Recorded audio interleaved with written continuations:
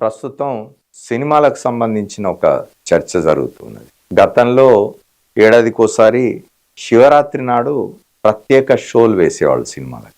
రాత్రంతా సినిమాలు నడుస్తూ ఉండేవి. ఎందుకంటే శివరాత్రి నాడు జనం భక్తులు జాగారం చేస్తారు కాబట్టి, నిజానికి జాగారం చేసేవాళ్ళు ఇళ్లలో కూర్చొని పూజలు చేసుకోవడమో లేకపోతే గుళ్ళకు వెళ్ళి పూజలు చేయడం చేయాలి. కానీ రాత్రంతా నిద్రపోకుండా ఉండడం కోసం అని చెప్పి సినిమా థియేటర్లకు వెళ్ళి సినిమాలు చూసేవాళ్ళు. అయితే సినిమాలు కూడా పౌరాణికాలు, భక్తికి సంబంధించినవి, దేవుడికి సంబంధించినవి కూడా వేస్తూ ఉండేవాళ్ళు.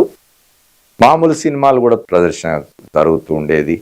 తెల్లవార్లు సినిమాలు చూడడానికి ఆ రోజున చాలా మంది ఉత్సాహం చూపుతూ ఉండేవాళ్ళు.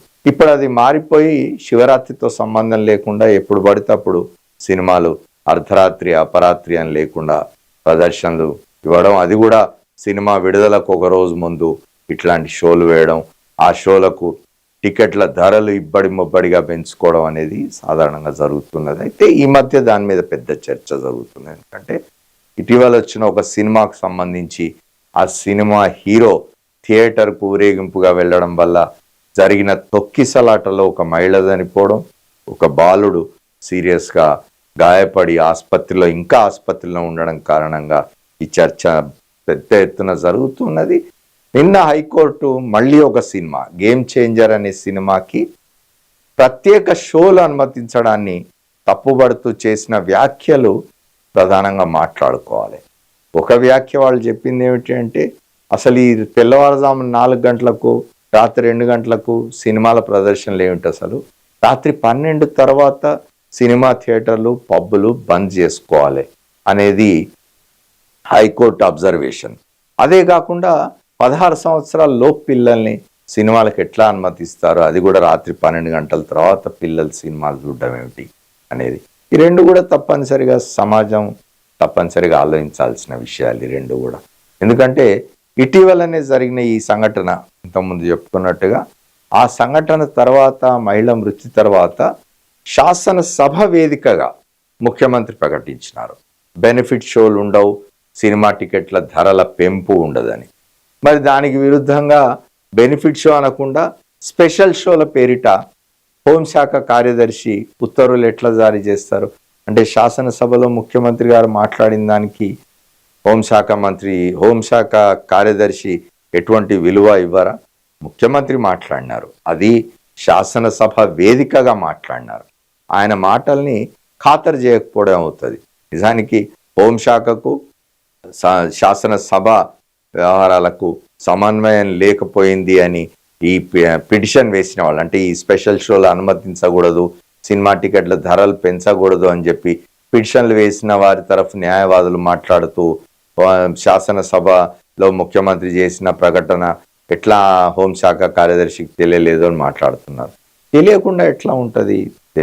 మొత్తం పొద్దున్న లేస్తే మనం శాసనసభ వ్యవహారాలు కానీ బయట జరిగేవి కానీ టీవీలో చూస్తున్నాం, పత్రికల్లో చదువుతున్నాం. కాబట్టి ఇది తప్పనిసరిగా ప్రభుత్వం పునఃసమీక్షించుకోవాలి. ఇది హైకోర్టు సూచించినట్టుగా రాష్ట్ర ప్రభుత్వం గతంలో ముఖ్యమంత్రి గారు చేసిన ప్రకటనకు అద్భుతమైన స్పందన వచ్చింది, అందరూ అభినందించినారు. ఇది మంచి ఆలోచన. సినిమాలు తీసేవాళ్ళు మేము 100 కోట్లు ఖర్చు పెట్టినాం సినిమా తీయడానికి, కాబట్టి ఆ 100 కోట్లు ఒకే రోజు మేము మళ్ళీ రాబట్టుకోవడానికి ఇట్లాంటి ప్రదర్శనలు అనుమతి ఇవ్వండి అని చెప్పి ప్రభుత్వం మీద ఒత్తిడి తేవడం కూడా సరైంది కాదు.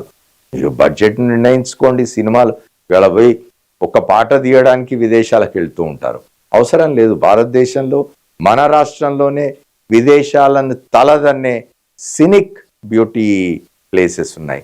అట్లాంటివి ఎంచుకోండి, ఖర్చులు తగ్గించుకోండి. హీరోలకు 100 కోట్లు పారితోషికంగా ఇవ్వడానికి తగ్గించుకోండి. వాళ్ళకు 100 కోట్లు ఇచ్చి ఆ 100 కోట్లు సామాన్య ప్రజల నుంచి.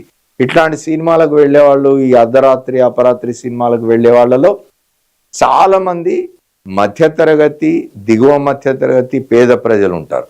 ఎందుకంటే సంపన్నులు ఎవరు ఇట్లా ఈ సమయాల్లో సినిమా థియేటర్లకు వెళ్లాల్సిన అవసరం ఉండదు. వాళ్ళకి ఇళ్లలో హోమ్ థియేటర్లు ఉంటాయి, వాళ్ళకి ఇళ్లలో ప్రత్యేక షోలు వేసుకునే ఏర్పాట్లు ఉంటాయి.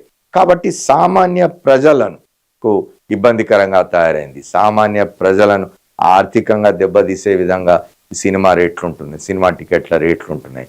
7,000, 8,000, 3,000, 4,000 ఒక సినిమా టికెట్ ధర అనేది అసలు ఏమాత్రం క్షంతవ్యం కాదు. దీని మీద హైకోర్టు చేసిన సూచనల్ని ప్రభుత్వం మళ్ళీ ఒకసారి పరిశీలించి ముఖ్యమంత్రి రేవంత్ రెడ్డి గారు శాసనసభ వేదికగా ఏ ప్రకటన అయితే చేసినారో ఆ తర్వాత సినిమా రంగం వాళ్ళు తనను కలిసినప్పుడు దాన్ని ఎట్లా పునరుద్ఘాటించినారో అదే నిర్ణయం మీద వారు నిలబడి ఉండాలని కోరుకుందాం. నిలబడి ఉంటే జనం తప్పనిసరిగా ఆయన అభినందిస్తారు.